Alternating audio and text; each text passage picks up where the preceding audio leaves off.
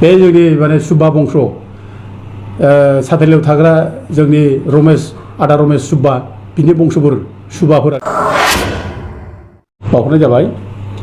दा बावैसो सिगां जोंना दुवार्स ओनसोल जन परिसंगम आफादनि दैदेनगिरि पारबिनास नार्जारिया जे दुवार्स ओनसोलखौ लानानै जे मोनसे दुवार्स ओनसोल प्रदेश रायजो दाबिनायनि जा बाथ्रा बुंदों, दा बिनि सायाव जोंहा एसे बुंनांगौ बाथ्रा दं।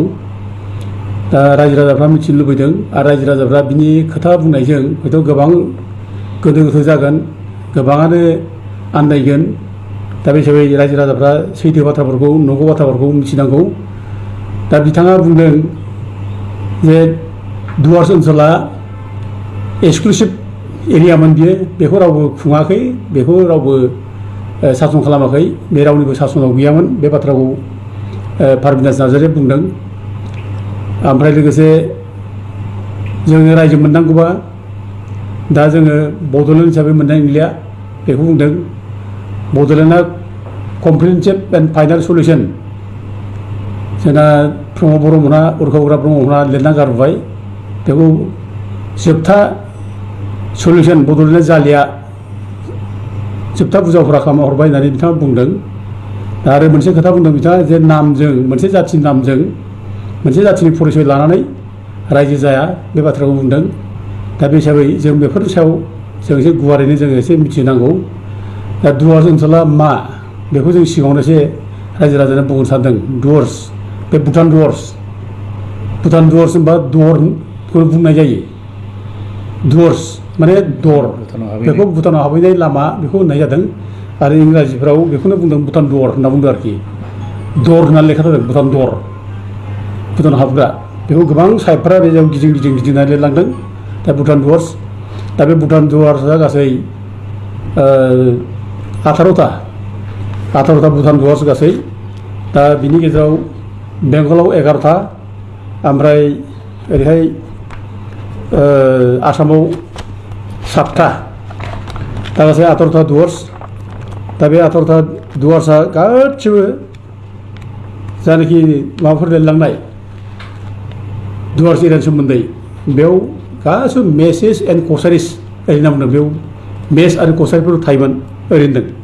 दा आं खोन्थानाय नै बेयाव लिरदों नैबे भुटान दुवार्स, बे भुटान दुवार्सनि सायाव लिरनाय एसलेडेन लिरनाय पेम्बारटननि रिपर्ट बेयो, ओमफ्राय किसान खान बस बिसोरनि रिपर्ट होननाय बेयो। दा बे मिशन माने पलिटिकेल मिशन टु भुटान बेखौ लिरदों बे एसलेडेना। दा बेयाव बे लिरनाय बादिबा बेयाव लिरदों बे दा 7 आसाम दुवार्स आर, बे मामोन बेखौ लिरदों बे।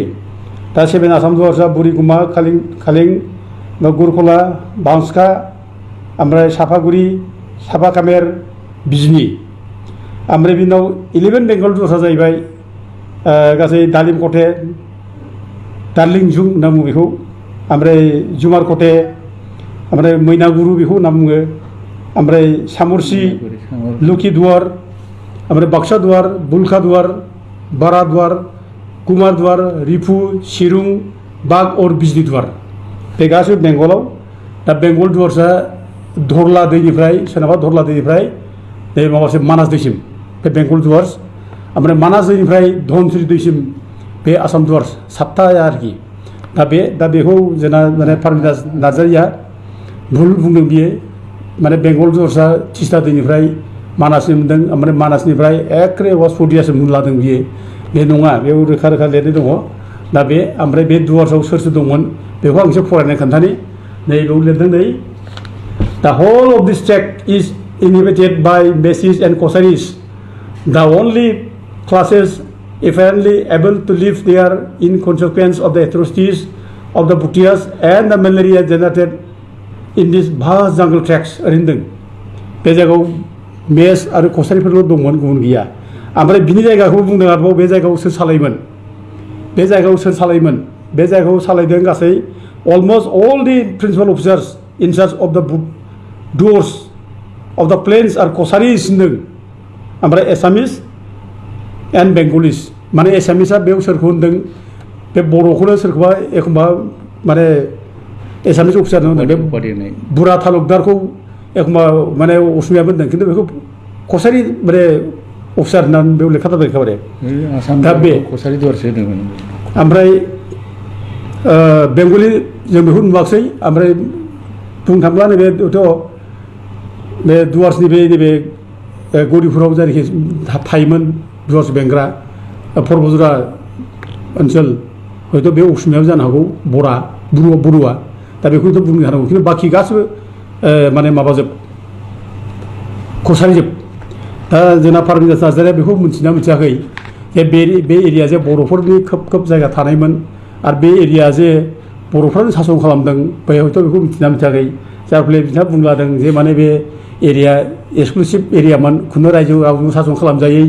एंगारजानाय एरिया राव बेखौ सासन खालामाखै ओरै होनलादों खिन्थु खुला बे जायगायाव एखेबारे जे बर' अफिसारफ्रा दंजोबमोन बेखौ जों फराय माने मोनो आं एसे मोननैसो बाथ्राखौ आं एसे खोन्थानाय आरोखि बयबो मिथिनायनि नैबे होनदों दा बांसखा दुवर बेखौ होनदों which is also' sometimes called Buksa Duar is under the immediate management of Kachari officer called Bura Talukdar होनदों नै बेखौ होनदों ओमफ्राय एन एनादार बिगुर उजिर माने बिगुर उजिरजों बे माने बुरा तालुकदारजों बे बांसा दुवारखौ बिसोरो नायोमोन बेङोमोन बिसोर बे जायगायाव खाजोना बिसोर माने खालामजोबोमोन बेखौ होनदों आरोखि ओमफ्राय लोगोसे कलिं दुवार ओमफ्राय बरिगुमा दुवार बे कलिं दुवार बरिगुमा दुवार बेखौ माने गम्भीर उजिरा बेङोमोन बेखौ गम्भीर जिंखाबबो होनना बुङो आरोखि कलिं दुवारखौ बेंग्राया दा गतिके जोंहा रोखा जाबाय बे जायगायाव जोंनि